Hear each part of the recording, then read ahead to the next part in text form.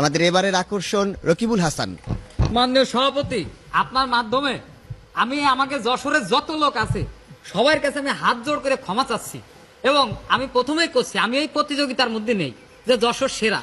আশ্চর্য কথা, এমন ক্লাসে পড়ার দরকার আছে যেই ক্লাসে যশোর পাবে 100 আর সবাই 33-এর নিচে ফেল, ওই ক্লাসে ফার্স্ট হয়েছি একা একা। এটা আসলে কওয়ার মতো কোনো বিষয় না যে আমি যশোর নিয়ে ফার্স্ট হয়েছি।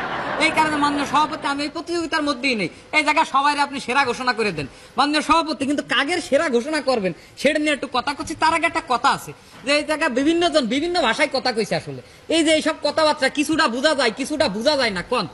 এখন আমরা যারা লেখাপড়া করেছি কলেজে ভার্সিটিতে, আমরা তো একটা বই খাতাতে একটা লেখা পড়ে তারপরে আমরা শিক্ষিত হয়েছি। তা সেই লেখাটা কিরকম, কোন ভাষায়, সেই ভাষাটা কোন জায়গাতে আইছে? সেই ভাষাটা আছে প্রমোদ চৌধুরী দেশে চলিত ভাষা, তারপরে তো বাঙালি চালাচ্ছে। এখন কোন আমি তো ওই ভাষায় কথা করছি, আমার কথা তো সার্কেসে ঝুকারের মতো লাগে না। এদের জন্য তো আমি বিনোদন দিতে পারতেছি না, এই কোন জন্য আমি কোনো প্রতিযোগিতায় নেই।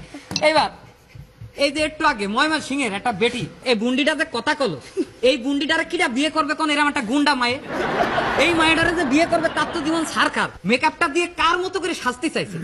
মেকআপটা দিয়ে সে তো যে কবিতা, সুচন্দা, কবরী, ববিতা এদের মতো করে জানো যশোরের যে নায়িকাগুলো আইছে, যেই নায়িকাগুলোর কারণে বাংলাদেশে একসময় হাজার হাজার সিনেমা হয়েছিল, সেই নায়িকাদের একটার মতো করে কিন্তু যেন দেখা যায় ওইরাম করে সে সাইজে আইছে।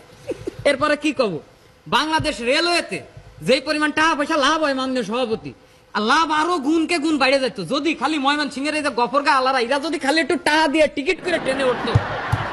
এরপরে আমার ডাইন পাশে একজন এই যে বেনাপোলের বন্দরে এটা কি একটু আগে কলো, কিন্তু সে কিন্তু আর আসবে না বাংলাদেশে। আসবে না কি জন্য? কারণ এই যে বেনাপোল বন্দর দিয়ে আসার সময় ওই জায়গায় টাকা পয়সা পাই মানছি, দুপুরবেলা খাইছে খাই চলে আসছে। এই যে তারা করলে যে তাকে নাটক সিরিয়াল, তাকে নাটক সিরিয়ালের মধ্যে একটা জিনিস দেখা যায় যে তাকে বউরা চলে যায়। কি জন্য চলে যায়? অর্ধেক খাইয়ে কোনো বউ কেরুর ঘরে খায় কোন? তারা যদি একটু কিপটেমিটা না করতো অন্তত তাদের ঘরের বউটা ঠিক মতো থাকতো। মাননীয় পয়েন্ট অফ অর্ডার মাননীয় সভাপতি, আসলে আমাদের সিরিয়ালে আমরা যখন নাটক দেখাই একটি মানুষ কিন্তু কোটিপতির নিচে কিন্তু আমরা কোনো নাটক দেখাই না, কোনো গরিব মানুষ কিন্তু দেখাই না। পুরন ঢাকার এই ভাইটা তার বউ কোনো শাকসবজি খায় না, সকালবেলাও তেয়ারি খাবে, দুপুর বেলাও তেয়ারি খাবে, রাত্রির বেলাও বিরিয়ানি খাবে। এখন যে শাকসবজি না খায় তার মাথায় তো কোনো বুদ্ধি শুদ্ধি থাকে না, সে বোঝে না তার জামাই কয় টাকা ইনকাম করে। সে জামাই রেখে আজকে এটা কিনে দাও, কালকে ওইটা কিনে দাও, আজকে এখানে নিয়ে যাও, কালকে সেখানে নিয়ে যাও, খালি এনি সেনি জাতি জাতি। এই লোকটার জীবনটা দেখছেন, শেভ করার পর্যন্ত পয়সা নেই। আর এই যে একটা আইছে একটা অশিক্ষিত যে সবাই কইছে, এতগুলো মানুষ আসলে মিথ্যা কথা কোনোদিন করতে পারে না। এদের টিভিতে আইছে শুই নেই চেদ্রায় পড়িছে, নীল চশমা লাল জামা কয় বলে সব সংস্কৃতি। আচ্ছা নীল চশমা কি নবাব সলিমুল্লাহর কথা কেছে তোর কলিমুল্লাহর ভাই বলে কি নীল চশমা পরতো? এই যে মুসলমানি করে ডিজে পার্টি করে, জানো ডিজে পার্টি কি পুরান ঢাকার সংস্কৃতি কবে ছিল? কোনোদিনও ছিল না। এদের আসল ধান্দা আছে মোজ মাস্তি করবে, কি করে কিভাবে ফুর্তি করে বেড়াবে সেই চিন্তা। এদের কোনো এসব কোনো সংস্কৃতি আছে সব অজুহাত। আর এই যে বরিশাল যেইভাবে এই যে পুরান ঢাকার ভাইটা কইছিল যে নদী টদী সব দূষণ করে ফেলাইছে ঢাকার আশেপাশে, ঠিক এইভাবে বরিশাল্লা যেই জায়গা গেছে সেই জায়গাতেই দূষণ হয়েছে। নোয়াখালী এটা তো চোর, এটা দেন আমার দিকে চায় রয়েছে, এতে সেটা মুরগি চোর। মাননীয় সভাপতি এবার কইছে যশোরে কি কি আছে। মাননীয় সভাপতি বাংলা ভাষায় একটা প্রবাদ আছে, কই মাছের ঝান তা মাল লিও মরি না আমরা। এরপরে করছে এই যে একজন কুমিল্লা সাওয়াল একজন দেখে ওই যে একটা মেয়েরে গেছে ফুল দিয়ে প্রেম করতে, ফুলটা যে কিনেছে ফুলটা পাইছে কোন জায়গাতে, ফুলটা আসে কোন জায়গাতে? ঢাকা শহরে ফুলটা আসে যশোরেতে মাননীয় সভাপতি। এরপরে এই যে রাত্রির বেলা যে মাথার তলে বালিশ দিয়ে ঘুমান আর কত রঙিন রঙিন স্বপ্ন দেখেন। এই যে বালিশটা যে মাথার তলে যদি ইট দিয়ে একটা ঘুমাই দেন তো এই যে যশোরের শিমুল তুলোটা আমরা দিই বুঝলে আপনারা ঘুমাতে পারেন শান্তিতে মাননীয় সভাপতি। এরপরে যশোরের যে খেজুরের রস, যশোরের খেজুরের রসের মতো এত সুন্দর রস পৃথিবীর কোথাও নেই, এত সুন্দর একটা পানীয়। এই পানীয় দিয়ে আমরা গুড় বানাই, সেই গুড় দিয়ে যে আপনাদের এই যে বরিশালারা তাকে যে জামাই বিদায় করে পিঠা খাওয়ায়। একটু পরে বুন্ডি এত ব্যস্ত হয়েছেন কি জন্য? আইসি তো বাংলাদেশটা স্বাধীন করে দিয়েছি আমরা যশোরের, তার আমার একটু কথা কওয়ার সময় স্বাধীনতা দিচ্ছেন না, এটা তো হয় না। মাননীয় সভাপতি এরপরে বাংলাদেশের সবচেয়ে বড় সিনেমা হলটা কোন জায়গা? যশোরে। আসলে প্রশ্ন করলে যাই প্রশ্ন করবো তারই উত্তর আসলে যশোর বেরোবে। এই যে কুমিল্লালারা এরা কি করে, সারা দেশে কুমিল্লার রসমালাইয়ের ব্যবসার দোকান খুলে দিচ্ছে, ব্যবসা করে জিনিসটা নিয়ে, কিন্তু খাওয়াই ভুয়া।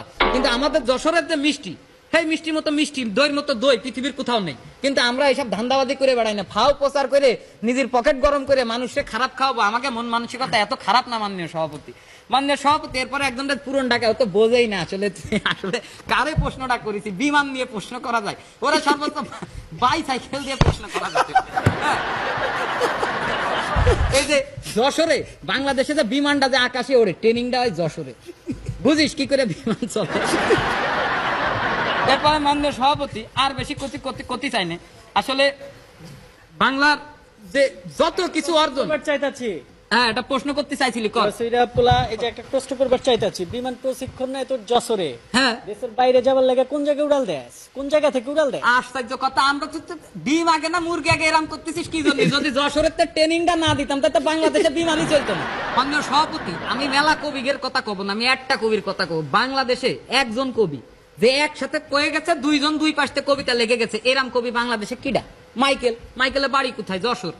মাননীয় সভাপতি, এরপরে কই ক্রিকেট খেলার কথা। আজকে বাংলাদেশে সবাই ক্রিকেট খেলালে আর সব কাজ বন্ধ, তাহলে এই ক্রিকেট খেলাটা বর্তমানে গেটার যশোরের আশেপাশের যে ছেলেপেলে গুলো আছে, এই গেটার যে যশোরের ছেলেপেলে গুলো যদি খেলে আর উল্টো বাসে বাংলাদেশের এই যে ইরাজার যে জায়গাতে আইছে, এদের সবাই এলাকার প্লেয়ার গুলোরে দাঁড় করান, তা মনে করেন যে আমরা যে রান করবো ওরা তার অর্ধেক রানও করতে পারবে না। তাই মাননীয় সভাপতি, আসলে সেরা কারা এটা নিয়ে খালি এগের সাথে বিতর্ক করার কোনো মানে নেই।